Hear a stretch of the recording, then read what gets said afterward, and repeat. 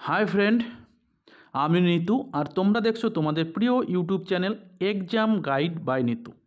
বন্ধুরা, তোমাদের SSC GD constable পরীক্ষা চলছে। আজ 21শে ফেব্রুয়ারি।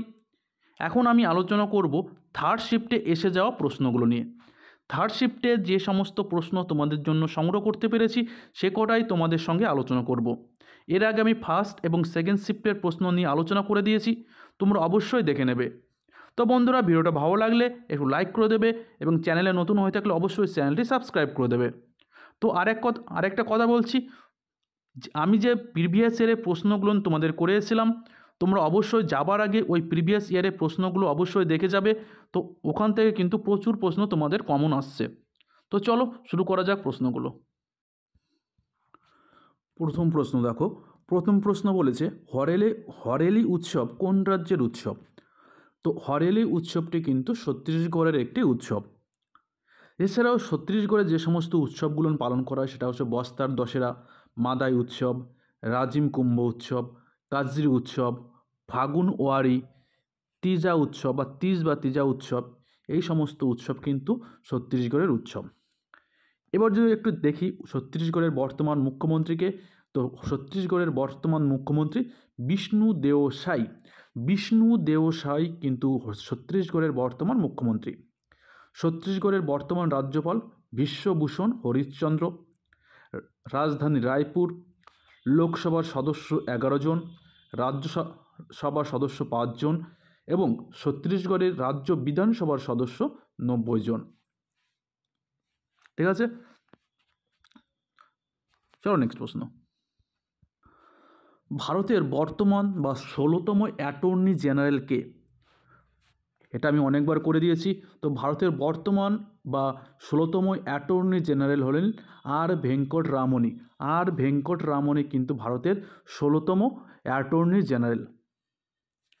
অ্যাটর্নি জেনারেল ভারতীয় সংবিধানে অনুচ্ছেদ 76-এ অ্যাটর্নি জেনারেলের থাকার কথা বলা রয়েছে। তো ভারতীয় সংবিধানে অনুচ্ছেদ 76-এ কিন্তু এই অ্যাটর্নি জেনারেল থাকার কথা বলা আছে এবং 76-এর ধারায় কিন্তু রাষ্ট্রপতি অ্যাটর্নি জেনারেলকে নিয়োগ করার কথাও বলা রয়েছে। তো 76-এর 1 নম্বর ধারা অনুসারে কিন্তু রাষ্ট্রপতি অ্যাটর্নি জেনারেলকে নিয়োগ করতে পারেন। অ্যাটর্নি জেনারেল হলেন ভারত সরকারের প্রধান আইনি উপদেষ্টা। ঠিক আছে, ভারত সরকারের প্রধান আইনি উপদেষ্টা হলেন অ্যাটর্নি জেনারেল। চল নেক্সট। 2023 সালে কোথায় পুরুষ হকি বিশ্বকাপ আয়োজন করা হয়েছিল? তো 2023 সালে পুরুষ হকি বিশ্বকাপ কিন্তু উড়িষ্যায় আয়োজন করা হয়েছিল। উড়িষ্যার কলিঙ্গ স্টেডিয়াম যেটা ভুবনেশ্বর এবং বিরসা মুন্ডা আন্তর্জাতিক হকি স্টেডিয়াম রাউরকেলা, এই দুটো স্টেডিয়ামে কিন্তু খেলাটা হয়েছিল। এখানে চ্যাম্পিয়ন হয়েছিল জার্মানি, এই নিয়ে তারা তৃতীয়বার চ্যাম্পিয়ন হলো এবং রানার্স আপ হয়েছিল বেলজিয়াম। 2026 সালে হকি বিশ্বকাপ অনুষ্ঠিত হবে বেলজিয়াম এবং নেদারল্যান্ডে। প্রথম হকি বিশ্বকাপ শুরু হয়েছিল 1971 সালে, সেবার কিন্তু পাকিস্তান চ্যাম্পিয়ন হয়েছিল। 1971 সালে স্পেনের বার্সেলোনায় কিন্তু প্রথম হকি বিশ্বকাপ অনুষ্ঠিত হয়েছিল। আর ভারত প্রথম হকি বিশ্বকাপ জয়ী হয়েছিল 1975 সালে। চলো নেক্সট। আনটাচেবল এই উপন্যাসটি কে লিখেছেন? আনটাচেবল এটা আমি অনেকবার করে দিয়েছি তোমাদের, যারা রেগুলার আমার ক্লাস দেখো। তো আনটাচেবল উপন্যাসটি লিখেছিলেন মূলক রাজ আনন্দ। এই আনটাচেবল বইটি 1935 সালে কিন্তু প্রকাশিত হয়েছিল। আনটাচেবল মানে অস্পৃশ্যতা নিয়ে কিন্তু এই বইটি লিখেছিলেন মূলক রাজ আনন্দ। মূলক রাজ আনন্দ 1967 সালে পদ্মভূষণ এবং 1971 সালে সাহিত্য একাডেমি পুরস্কার পেয়েছিলেন। মূলক রাজ আনন্দের আরও কিছু বই, বিখ্যাত বই কুলি, the village, the big heart, the road, morning phase, across the black waters, অবশ্যই তোমরা দেখে যাবে।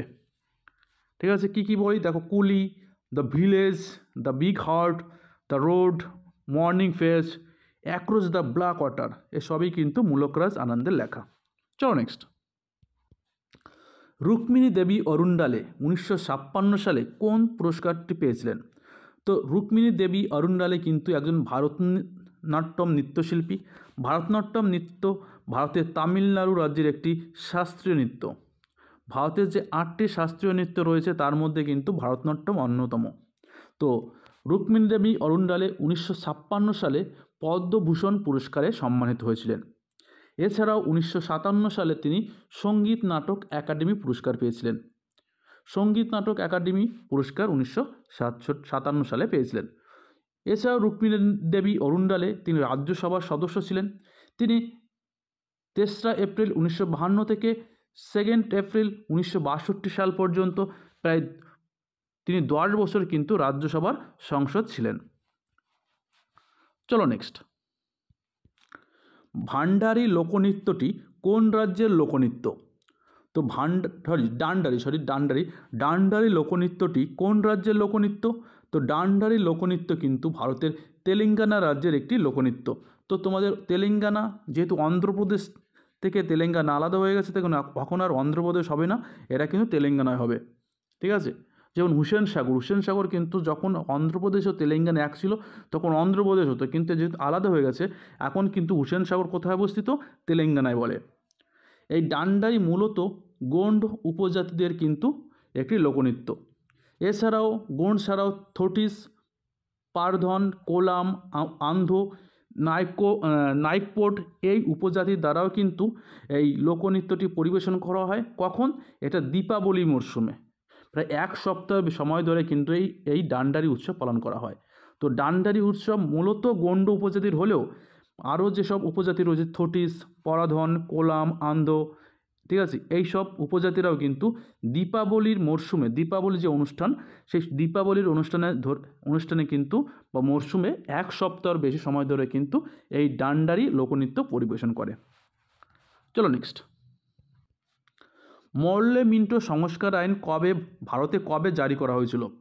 তো মর্লে মিন্টো সংস্কার আইন 1909 সালে ভারতে জারি করা হয়েছিল। তো মর্লে মিন্টো আইনটা কি? Indian council act of 1909 Morley Minto সংস্কার নামেও পরিচিত। তার ইন্ডিয়ান কাউন্সিলিং অ্যাক্ট যেটি 1909 সালে হয়েছিল সেটা কিন্তু মর্লে মিন্টো সংস্কার নামেও পরিচিত। এটি কংগ্রেসকে শান্ত করার জন্য এবং ধর্মের ভিত্তিতে পৃথক নির্বাচন মণ্ডলী চালু করার জন্য প্রতিষ্ঠিত হয়েছিল। তাই লর্ড মিন্টো ভারতের সাম্প্রদায়িক নির্বাচক মণ্ডলীর জনক বলা হয়। লর্ড মিন্টোকে কী বলা হতো? এনসিইআরটির মতে, ঠিক আছে, এনসিইআরটি বই থেকে তোলা এটা। তো এনসিইআরটির মতে ভারতের সাম্প্রদায়িক নির্বাচক মণ্ডলীর জনক বলা হয় লর্ড মিন্টোকে। চলো নেক্সট, ভারতের স্থলভাগের পরিসীমা কত কিলোমিটার? তো ভারতের স্থলভাগের পরিসীমা কিন্তু 15,200 কিলোমিটার। ভারতের স্থলভাগের পরিসীমা 15,200 কিলোমিটার। ভারতে মোট 28টি রাজ্য ও 8টি কেন্দ্রশাসিত অঞ্চলে বিভক্ত, তার সঙ্গে কিন্তু 739টি জেলা রয়েছে। তো ভারতের কয়েকটি রাজ্য রয়েছে? 28টি রাজ্য, 8টি কেন্দ্রশাসিত অঞ্চল এবং 739টি জেলায় রয়েছে। আর ভারতের মোট আয়তন 32,87,263 কিলোমিটার এবং ভারতের উপকূল ভাগের দৈর্ঘ্য কিন্তু 7,517 কিলোমিটার। ভারতের সবচেয়ে বেশি উপকূল রয়েছে কিন্তু গুজরাটে। এবার যদি দেখি, ভারতের উত্তর থেকে দক্ষিণে বিস্তার 3214 কিলোমিটার এবং পূর্ব পশ্চিমে বিস্তৃত কিন্তু 2933 কিলোমিটার।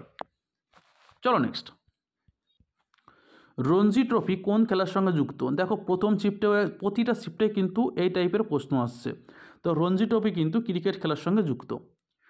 এছাড়াও ভারতের যে সমস্ত ঘরোয়া টুর্নামেন্ট হয় ক্রিকেটে, সেটা হলো Irani trophy, Duleep trophy, Deodhar trophy, Vijay Hazare trophy, Syed Mushtaq Ali trophy, IPL এবং IPL, ঠিক আছে। চলো নেক্সট প্রশ্ন, ভারতীয় সংবিধানে স্বাধীনতার অধিকার কোন অনুচ্ছেদে বর্ণিত রয়েছে? তো ভারতীয় সংবিধানে অনুচ্ছেদ 19 থেকে অনুচ্ছেদ 22 পর্যন্ত কিন্তু এই স্বাধীনতার কথা বলা রয়েছে। মৌলিক অধিকার, যেটি ভারতীয় সংবিধানে 12 থেকে 35 এবং ভাগ 3-এ কিন্তু বলা রয়েছে। মৌলিক অধিকারটি আমেরিকার সংবিধান থেকে নেওয়া হয়েছে। ভারতীয় সংবিধানে বর্তমানে 6টি মৌলিক অধিকার রয়েছে।